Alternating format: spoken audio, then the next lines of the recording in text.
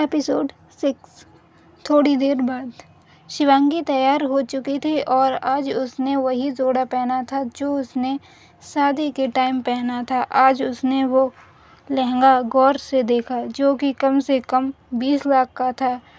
गहरे maroon colour का वो लहंगा उस पर बहुत ही अच्छा लग रहा था, मानो स्वर्ग से कोई अप्सरा आ गई हो। उसने अपने बालों का बर्न बनाया और उसके चेहरे पर झूलती हुई लड़कियां लग रही थी। उसने हल्के मेकअप के साथ रेखा जी की दी हुई ज्वेलरी पहनी जो उस पर खूब जच रही थी। नीचे सभी लोग तैयार हो चुके थे और कुलदेवी के मंदिर जाने को तैयार थे। तभी कावेरी जी, जो अब शिवांगी को पूरे दिल से अपना चुकी थीं और अब उन्हें उससे कोई शिकायत नहीं थी, रेखा जी से, भाभी साहब शिवांगी कहाँ है?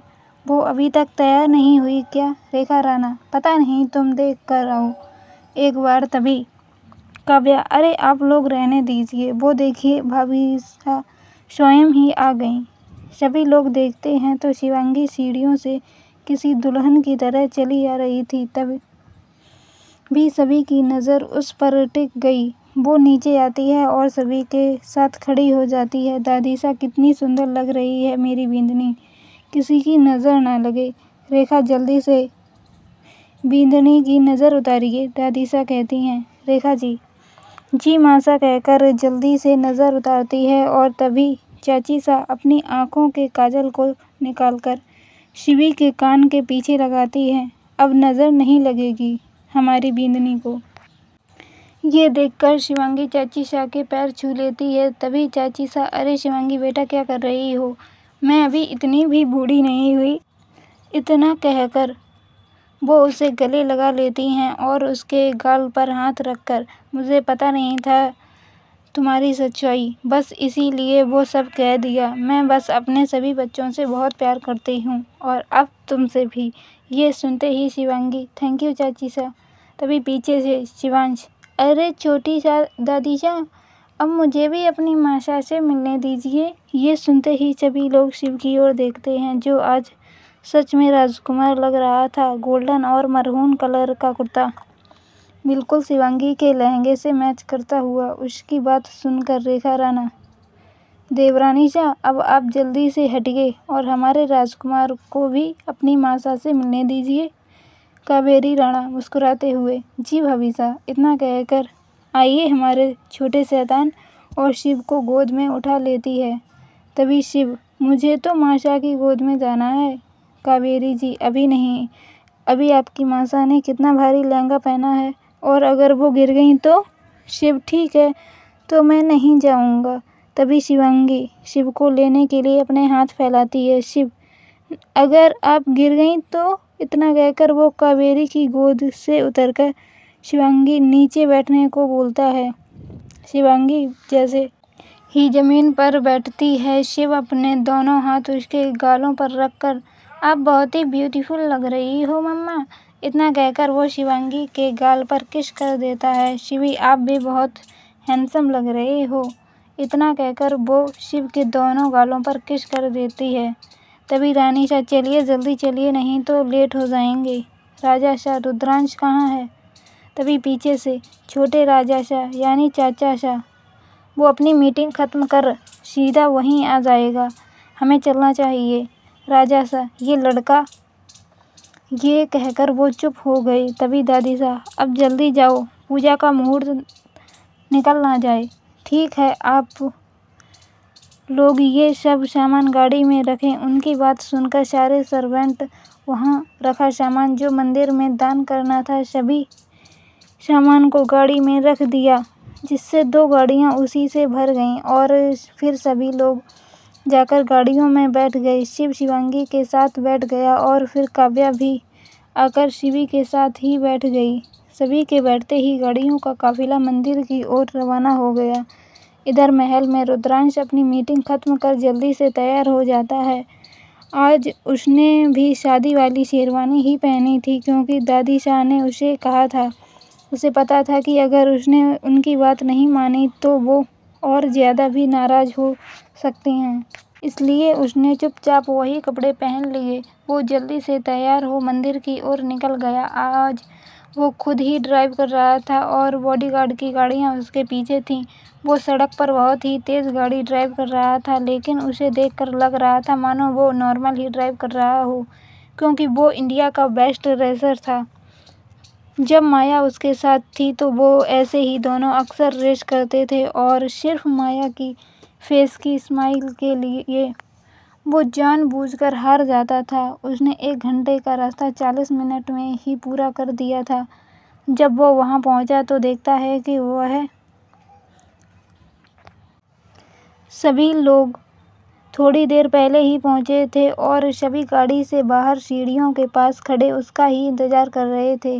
रुद्रांश की गाड़ी देखकर शिवांश जल्दी से दौड़कर पापा पापा कहता हुआ रुद्र की ओर भागता है। रुद्र भी जल्दी से गाड़ी से निकलकर शिवांश को गोद में उठाते हुए, ये क्या कर रहे थे आप अभी? आप शिव बच्चा, अगर चोट लग जाती तो? शिव बहुत ही मासूमियत से, नहीं लगती, क्योंकि आप मुझे संभाल लेते ना। इतना कहकर वो प्यार से अपनी बाहों को रुद्र के गले में कस देता है। उसकी बात सुनकर सभी के साथ रुद्र के फेस पर भी छोटी सी स्माइल आ जाती है। तभी शिव अपनी तोतली आवाज में, अले मैं तो बताना ही भूल गया, आज मम्मा बहुत ही ब्यूटीफुल लग रही है। शिव की बात सुन रुद्र की नज़र सामने खड़ी शिवांगी पर जाती है, जो दुल्हन के लिबास में किसी अप्सरा जैसी लग रही थी। उसे देखकर एक बार तो उसकी नज़र उस पर टिक गई, लेकिन तभी शिव की आवाज़ आई, शिव, लग रही है ना शिवांश लाना की माशा। शिव की बात सुन रुद्र जल्दी से अपनी नज़र इधर उधर करता है। तभी चाचा और चाची सा, अरे रुद्र, तुम शिव को हमें दो, अब तो तुम्हें किसी और को उठाना है। इतना कहकर मुस्कुराते हुए वो शिव को अपनी गोद में ले लेती हैं। चाची शाह की बात सुन रुद्र उनकी ओर देखता है। तभी पीछे से चाचा शाह, हाँ जनाब, आप ऐसे मेरी पत्नी को क्या देख रहे हैं? आपको मेरी नहीं, अपनी पत्नी को गोद में उठाकर 101 सीढ़ियाँ चढ़ कर ऊपर मंदिर में जाना है। चाचा शाह की बात सुनकर रुद्र शौक में, क्या? काव्या भाई उन लोगों की बात सुनकर खुशी से, क्या सच में भाई साहब भाभी साहब को गोद में उठाकर ले जाएंगे? इतना कहकर वो बच्चों की तरह खुश होने लगी। आज रेड कलर की अनारकली में वो बहुत ही प्यारी लग रही थी। रुद्र थोड़ा गुस्से में, चुप कीजिए, मैं किसी को गोद में उठाकर नहीं ले जा रहा। सभी के पास पैर दिए हैं, वो खुद चलकर जाने लायक हैं। शिवांश भी जिद करने लगा, क्यों पापा, आप मम्मा को गोद में लेकर क्यों नहीं जा रहे? आप जाइए ना उन्हें गोद में लेकर। इतना कहकर वो रोने लगा। रुद्र जैसे ही शिव को लेने वाला था तभी रेखा जी थोड़ा गुस्से में, ये तुम्हारा महल नहीं जहाँ तुम अपनी मर्जी का करो, ये मंदिर है। यहाँ शादी के बाद नए जोड़े को आशीर्वाद लेने जाने के लिए पति पत्नी को अपनी गोद में उठाकर ही ले जाता है, और ये हमारे खानदान की परंपरा है। हमने भी निभाया है, हमारी सास ने भी और उनकी सास ने भी। तभी चाची शाह, भाभी शाह, आप मुझे बताना भूल गई। कावेरी की बात सुन रेखा के चेहरे पर मुस्कान आ गई। तभी पीछे से चाचा शाह, हाँ ये रस्म तो हमें भी याद है, मंदिर में पहुँचते पहुँचते हमारी तो कमर ही टूट गई थी, ये भारी ही इतनी थी। उनकी बात सुन कावेरी जी उन्हें घूर कर देखती हैं और काव्या हंसते हुए, सच में बाबा साहब। कावेरी जी, चुप कीजिए काव्या। तभी रेखा राणा, शुभ मुहूर्त थोड़ी देर बाद ही है, अगर पूजा करनी हो तो अपनी पत्नी को लेकर आ जाइएगा।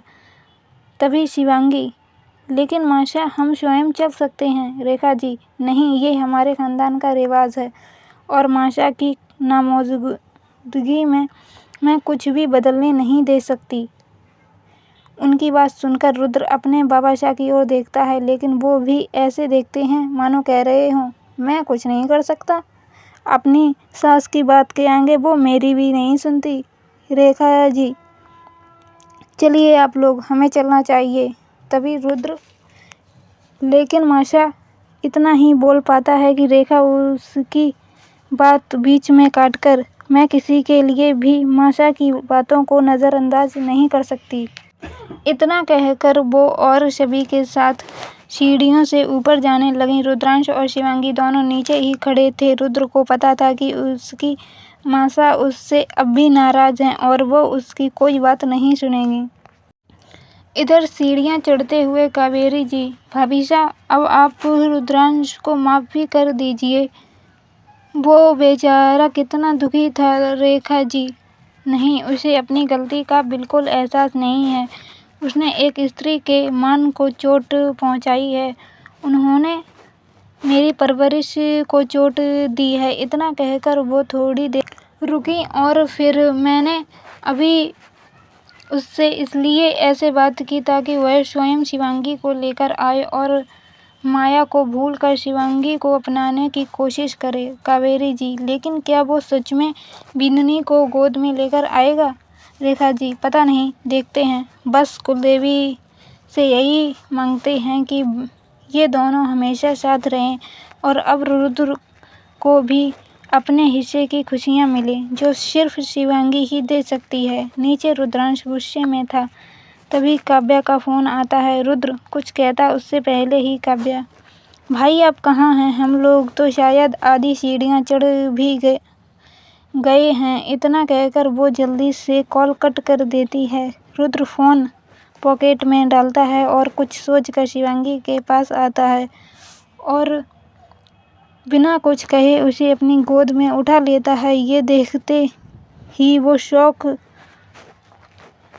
हो जाती है। अरे ये क्या कर रहे हैं आप? मुझे नीचे उतारिए, मैं खुद चल सकती हूँ। रुद्र सीढ़ियाँ चढ़ते हुए, चुपचाप रहो, नहीं तो अभी तुम्हें इसी पहाड़ी से नीचे फेंक दूंगा, फिर जंगली जानवरों का भी ऐसे ही सर खाना।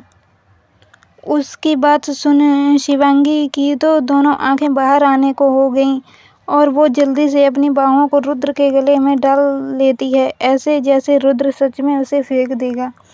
ऐसा करते टाइम वो बहुत ही क्यूट लग रही थी। रुद्र तो उसे देखता ही रह गया और उसके चेहरे पर मुस्कान आ गई। रुद्रांश, हाँ बिल्कुल ऐसे ही, अच्छी बच्ची की तरह शांत बनी रहो। रुद्रांश अपने मन में, ये कितनी हल्की है, कुछ खाने को नहीं मिलता क्या इसे? फिर अपना सर झटकता है, मुझे क्या।